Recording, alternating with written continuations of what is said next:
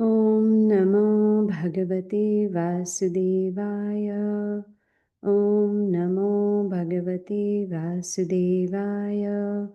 Om Namo Bhagavate Vasudevaya. We're reading from Bhagavad Gita as it is, chapter number 13, text number 30. प्रकृत्यैव च कर्माणि क्रियमाणानि सर्वशः यः पश्यति तथात्मानम् अकर्तारं च स पश्यति. Translation by Srila Prabhupada. One who can see that all activities are performed by the body, which is created of material nature, and sees that the self does nothing, actually sees. Om Agyanatimirandasya Gyananjanashalakaya Chakshurunmalitam Yena Tasmai Shri Gurave Namaha. So we are going to cover a few verses today, and we will understand from these few verses today, if we are responsible for the happiness or distress that we experience. In the Bhagavad Gita, Srila Krishna is explaining to Arjuna that our experience of happiness or suffering are largely shaped by the choices we make. So it is we who is to be blamed.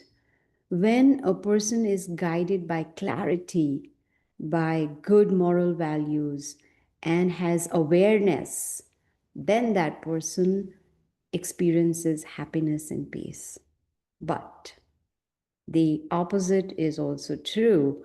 When one is driven by confusion, negativity, poor judgment, then that person experiences distress. So it is very logical if we see. So Bhagavad Gita teaches us how to make the right choices. And that those right choices, they are based on knowledge. And when a person makes right choices, then that person will experience happiness, which is permanent. It's not temporary. It's there today, it's not there tomorrow. No. So from Bhagavad Gita, we learn to use our intelligence that we have, to use the power that we have to make the right choices. So for that, we need to understand the difference between body and soul. And that is what this verse number 30 is talking about, that all the activities that are performed, they are performed by this body. And this body is made up of material nature. We've heard before that, the body is made up of material elements. And there is a spirit soul inside the body that does nothing. So activities are not performed by the soul, it's performed by this body. So when a person gives up the bodily concept of life, which means only thinking about my body, my body, my body, and instead focuses on the real us, which is the spirit soul, then it'll be easy to go above this concept, right? And in chapter 2, Krishna taught us that the spirit soul is eternal. There is no birth, no death for the spirit soul. So, when we understand that, and we understand that activities are done by body and not the soul, and the body acts based on the desires that we have. So all the desires, they take place in the mind. And the soul remains outside of these activities, which means doesn't get involved with the activities of the body. Now the question comes, how did we get this body? In chapter 3 and 5, Krishna explained to us that we get this body based on our past activities, which is called karma. So a person comes into a particular country, in a particular body, with particular features, with particular nature, in a particular family, based on the past karma.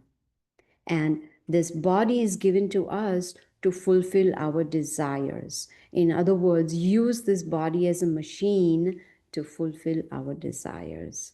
So Bhagavad Gita teaches us every action has a reaction.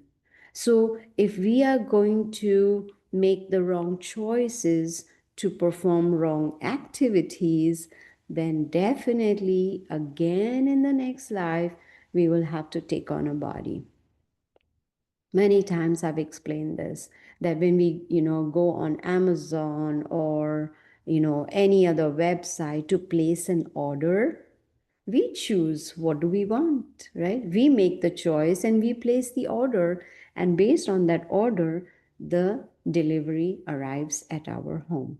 So this body is the order we placed in the past life, and that is why we have it.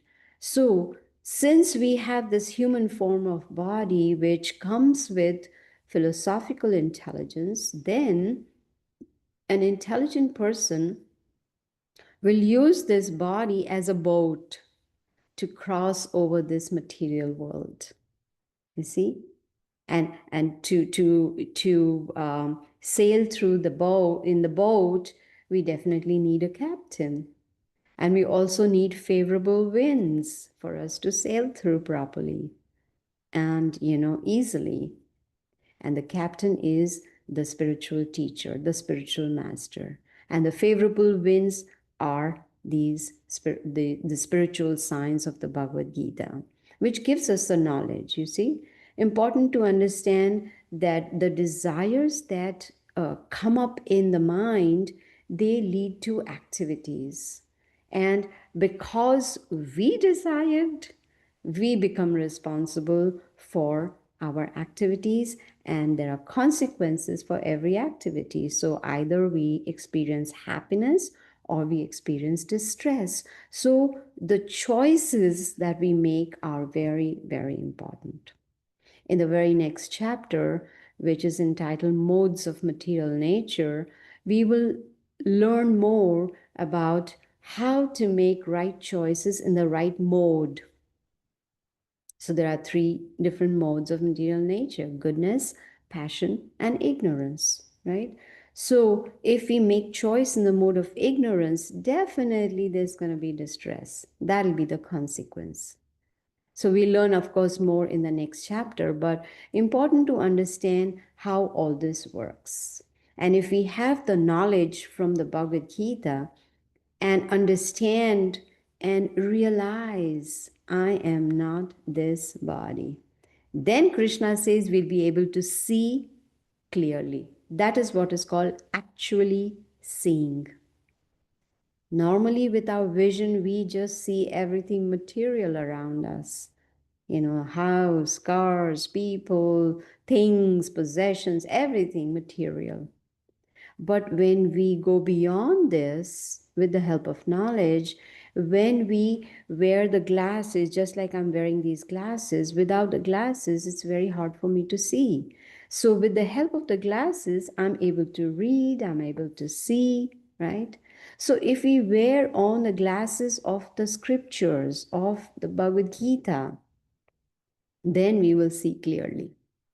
Now, supposing my glasses are tinted red, I'm going to see everything red. It doesn't matter who is wearing what color outfit. For me, everything will be red.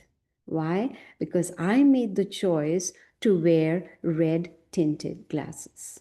So when we have the vision, when we see through the Bhagavad Gita, that is when we will actually see. Now, in the very next verse, Krishna says, when a sensible man, important word, sensible, when a sensible man ceases to see different identities due to different material bodies, and he sees how beings are expanded everywhere, he attains to the Brahman conception. Now, who is a sensible man? Someone who has knowledge, right? Because of knowledge, one is able to see properly. And when one takes on knowledge and sees properly, then that person stops speculation. You see, we human beings, We can call ourselves defective pieces. Sorry to say that. But we do have four defects. We are an illusion.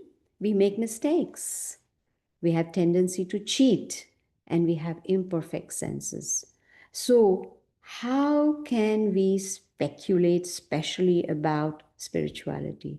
Oh, in my opinion, God is this, according to me. No, we are not the authority to decide spiritual knowledge. Spiritual knowledge comes from the spiritual source, and that is the Supreme Lord. So when a sensible man takes on knowledge and puts it into practice, then there is no more speculation. So the actual seer, seer, the one who sees, the actual seer can see the difference between body and soul. You see? And will never forget that the soul is more important than the body.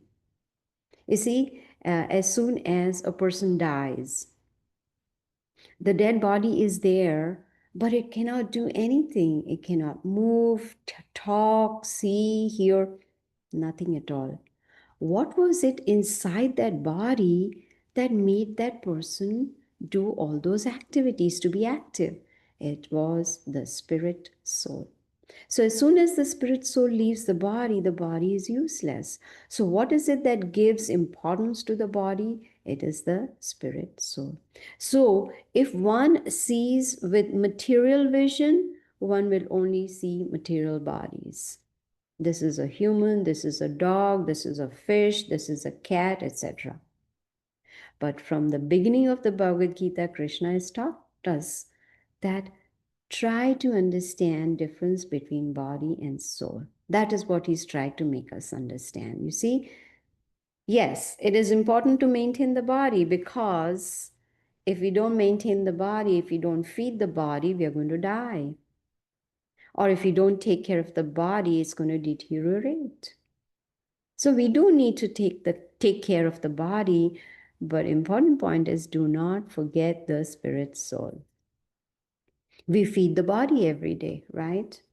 We decide the menu the previous night. Oh, what am I going to eat tomorrow? This for breakfast, this for lunch, and this for dinner. Good. We need to feed the body. But what about the soul? We need to feed the soul also. Why starve the spirit soul? And what is the food for the spirit soul? It's mantra meditation. When we chant the holy names of the Lord, that is feeding the soul. You see? So, spiritual vision means to know that when the spirit soul comes in contact with material nature, the spirit soul has to take on a material body. So when one becomes free from all material designations, oh, I am from this country, this is the color of my body, this is where I belong, this is my family. When we give up the bodily identification and understand, I am spirit soul, I'm part of the Supreme Lord. That is when the purification takes place. You see, there are two things required for purification. One is knowledge, and second is application of that knowledge. That is how we purify our consciousness. So when we develop the habit of performing mantra meditation on a daily basis, just like when we are diseased, the doctor will prescribe medication and will give us the dosage and say, hey, you got to take it every day. That is when a person can get rid of the disease.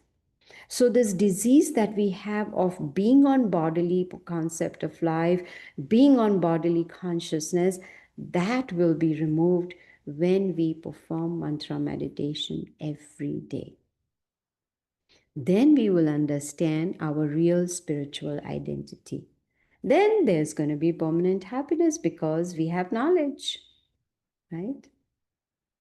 So Krishna is giving us this knowledge to help us somehow or the other understand and follow it, follow the Bhagavad Gita.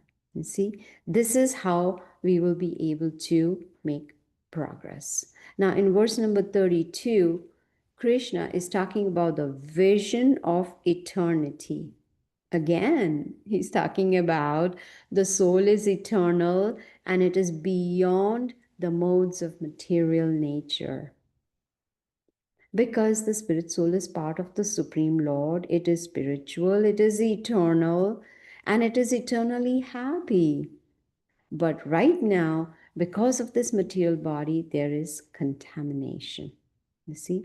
So, from the first verse that we took today, this morning, we understood that the activities are being performed by the body. The soul has nothing to do with it. So, the soul is not the cause of our happiness or distress. It is not the cause of our getting entangled. You see? In this material world we do get entangled, and that is why we experience distress.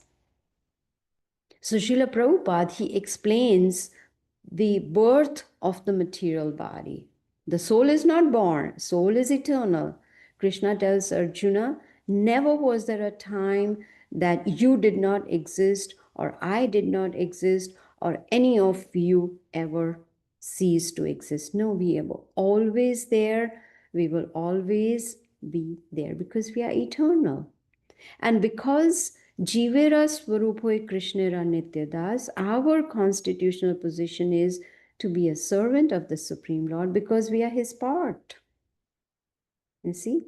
And the soul is transcendental and eternal. In chapter 2, we heard Krishna tells Arjuna the soul can never be drowned, it can never be cut into pieces, it cannot be burnt, it cannot be withered away by the wind.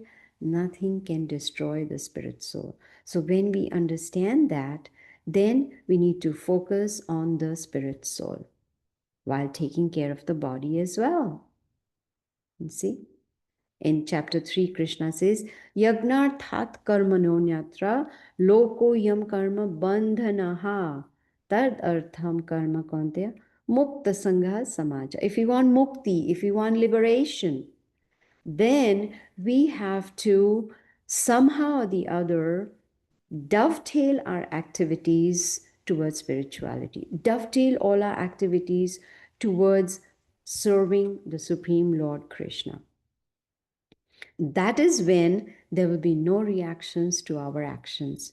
You see, we are taking a material body over and over again, life after life, is because of our activities, material activities. But when we spiritualize these material activities, then there's no more reaction, which means then there is no more taking on another body. Now, verse number 33, that's the last verse we'll take for today. Krishna tells Arjuna that body and soul, they are separate. They do not mix. He gives a very nice example that, like the sky. The sky is all pervading, but it does not mix with anything. You see? The air is there, Srila Prabhupada explains how the air also does not mix with anything. It may carry the aroma, but it does not mix.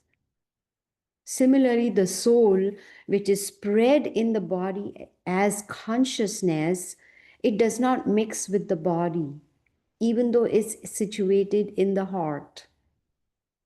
We learned this in the previous chapters of the Bhagavad Gita, that there is this gross body that we can see, and then there's a subtle body which is situated in the heart of every living entity. And the subtle body is made up of mind, intelligence, and false ego. What is false ego? False ego means we think I am this body. Real ego means we understand I am not this body, I am a spirit soul. You see, the soul is taking different bodies every life, but it does not mix with the body. See, the soul is so small. According to the scriptures, it is said it is 1/10,000th of the tip of the hair, which means you take the tip of the hair, not the length of the hair, the tip of the hair, and you cut it into 10,000 pieces. That one piece is the size of the spirit soul. Can we see it? Not possible. Even if we take the magnifying glass, even if we take the most advanced machine, what is it called? What is that thing called? We microscope. Anything that we can take, we can still not see the spirit soul. So how do we know there is a spirit soul? Right? From consciousness. There is consciousness in the body. That means the spirit soul is there in the body. You see, the doctors, they know that all the energy comes from the heart. They know. But because they cannot see the spirit soul, they don't know what is the source of that energy. It is the spirit soul. So one cannot see the spirit soul, but one can experience it. Just like we cannot see hunger, right? When we are hungry, can we see it? No, but we can experience it. And when we feed ourselves, then we say, my hunger is satisfied. But if someone says, hey, show me hunger, it's not possible. It's just experienced, right? So the Bhagavad Gita is teaching us to have a spiritual vision. We should be able to see clearly, see to make the right choices, we should be able to see clearly.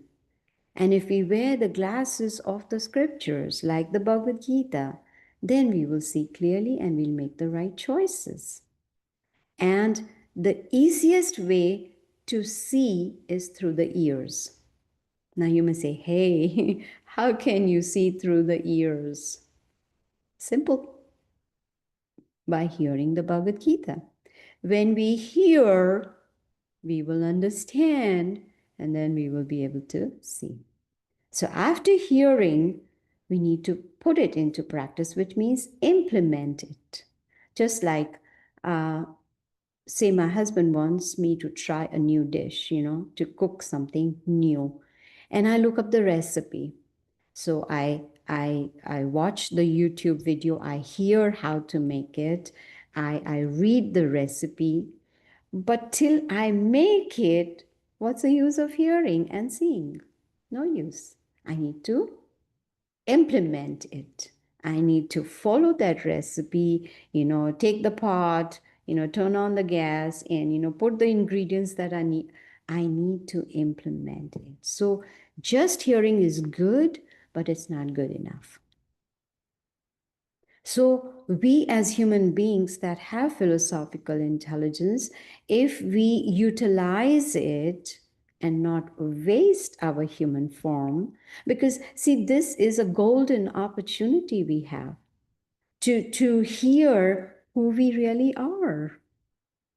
We always identify ourselves with the body. I am so and so, and this is how I look, and this is how I behave. But we all forget what is it that's giving the living force to this body, and that is the spirit soul. You see, everything is important: family, job, friends, homes, cars, bank balance, everything is important, but they will come and go. All these things cannot save us from the repeated cycle of birth and death. You all must have heard about Alexander the Great, that great emperor. He had conquered so many countries. He had accumulated so much wealth from conquering all these different kingdoms. But when he was about to die, he told his ministers, I want my coffin to be carried by the best doctor in the whole world. And I want you all to make sure the coffin has no lid on it. It is open. And my arms are extended out. And while my coffin is being taken to the funeral home, I want y'all to take all this opulence that I have collected, all the jewels, all the wealth that I've collected, you start throwing it on the street on the way. And they were wondering, what's wrong with Alexander? Has he gone mental or what? He said, I want to teach a lesson to the world that Alexander the Great, who conquered and was so wealthy, so opulent, even the best doctor could not save him. And his hands will show he's going empty handed. He's not taking anything with him, neither the family, nor friends, nor job, nor home, nor cars, no bank balance, nothing at all. And all the opulence that I've collected is equal to dust for me. Throw them on the street because they are of no use to me. I have given up this body which was so dear to me, and now I'm going empty handed. Don't we come empty handed into this world? Or have we seen children being born with some jewels in, they don't even have clothes on, right? So we come empty handed and we go empty handed. So why put so much effort on just the body? Again, important thing to remember, body is important because it's the body that can help us to cross this material ocean. So we can still be with the family, friends, job, home, cars, everything, but all we need to do is change our consciousness. So when we perform bhakti yoga, bhakti means devotion, yoga means connection. That means we connect with the Supreme Lord Krishna with devotion, which that knowledge of bhakti yoga is given to us in the Bhagavad Gita. So when we understand how to perform bhakti yoga and change our consciousness, then we'll make the right choices. Then we will choose to end the sufferings that we are going through. You see, we are the cause of our own sufferings and happiness because it's our actions that lead to reaction. So we cannot blame anybody. We are responsible. So we need to start making the right choices if you're not doing it already. So Bhagavad Gita is teaching us, you see, our experience of happiness or distress is largely shaped by the choices we make. When we are guided with clarity, with moral values, with awareness of who am I, then we will be able to make right choices and that will lead to peace and happiness.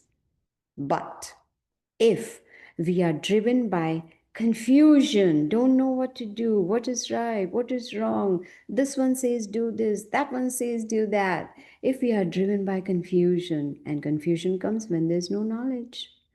And if we are driven by negativity, oh, this is not good, that person is not, that is all negativity. And above all, if our judgment is very poor, we will definitely experience distress. So, Bhagavad Gita is teaching us to make the right choices, and the right choices will lead to permanent happiness. Not that happiness which is there today and not tomorrow. No. So when we take on knowledge from the Bhagavad Gita, which we do every Sunday at 8 a.m. Eastern Standard Time, we are learning, or in fact, we are getting the power to make the right choices. So it's all about choosing rightly. And you see, the Supreme Lord Krishna is so merciful. He has given us that independence to make choice, right? So based on our choices, we will face the consequences. So if we take on knowledge from the Bhagavad Gita, then we will actually see. We will have that spiritual vision to understand the goal of human form of life. What is the purpose? Why am I here? Why am I not in a place where there are no miseries, no sufferings? Why? We chose it. So, with the help of Bhagavad Gita, we can break the cycle of birth and death and go to a place where there is permanent happiness. But for that, we need to practice bhakti yoga. See, there are different levels of yoga. It's called a yoga ladder. There is karma yoga, dhyana yoga, jnana yoga, ashtanga yoga, and on top is bhakti yoga. That's the topmost rung of the yoga ladder. Why? Because it is the easiest way, easiest method to connect with the Supreme Lord. Yoga means connection. Yoga doesn't mean sitting in a studio and, doing some exercises, moving the body, or, following some asanas. That is good. That's good for the body. But we need to do yoga for the soul. And that is bhakti yoga. And bhakti yoga begins with mantra meditation. That is how we will be able to purify our consciousness and be able to come to that level of consciousness where we will understand, this is what human life is meant for which is called spiritual realization. Not just sense realization. What are my senses? What is my body? Not body realization, but go beyond that and become self realized. And that self realization comes by taking on knowledge.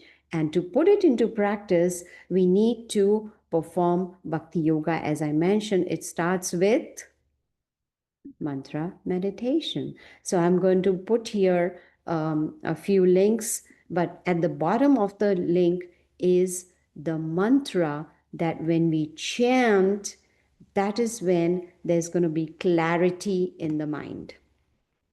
Clarity is very, very important.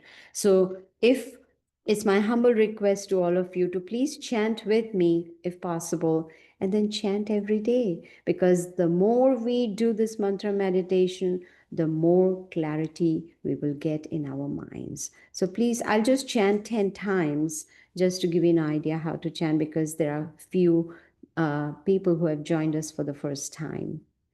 Hare Krishna, Krishna Krishna, Hare Hare, Hare Ram, Ram Ram, Hare Hare, Hare Krishna, Krishna Krishna, Hare Hare, Hare Ram, Ram Ram, Hare Hare, Hare Krishna, Krishna Krishna, Hare Hare, Hare Ram, Ram Ram, Hare Hare, Hare Krishna, Krishna Krishna, Hare Hare, Hare Ram, Ram Ram, Hare Hare, Hare Krishna, Krishna Krishna, Hare Hare, Hare Ram, Ram Ram, Hare Hare, Hare Krishna, Krishna Krishna, Hare Hare, Hare Ram, Ram Ram, Hare Hare, Hare Krishna, Krishna Krishna, Hare Hare, Hare Ram, Ram Ram, Hare Hare, Hare Krishna, Krishna Krishna, Hare Hare, Hare Ram, Ram Ram, Hare Hare, Hare Krishna, Krishna Krishna, Hare Hare, Hare Ram, Ram Ram, Hare Hare, Hare Krishna, Krishna Krishna, Hare Hare, Hare Ram, Ram Ram, Hare Hare.